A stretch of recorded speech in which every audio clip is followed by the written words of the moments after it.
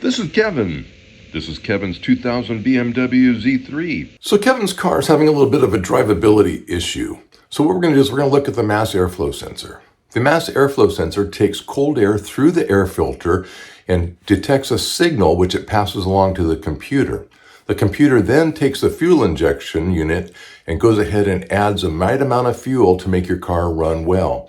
If that sensor's bad or if it's dirty, it can go ahead and cause problems and send the wrong signal to the computer.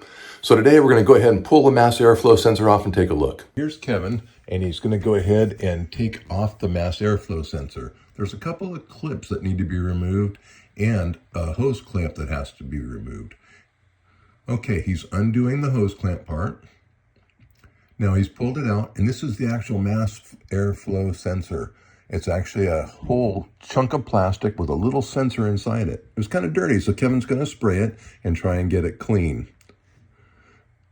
I want to point out, if you don't want to take the time to clean it, you can buy a new piece of plastic with the sensor already in the proper wiring harness for about 30 bucks online. Okay, looking in, you can see it's clean. There's a little sensor in there. Like I said, 30 bucks for the whole thing. Okay, so what we decided to do is put it back together after it was all cleaned up. There's Lolly the shop dog. Smile, Lolly.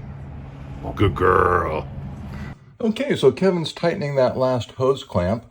Then what we'll do is, once everything's together, is shake the assembly, make sure it's not going to come apart. Then what we're going to do is we're going to go ahead and start up the engine and make sure that it still starts. Well, I hope this video showed you how easy it is to go ahead and take out a MAF airflow sensor on a Z3. If you want to clean it, it's cleanable with some carburetor cleaner. Also, you can just go ahead while it's out, replace it with a new one for about 30 bucks online.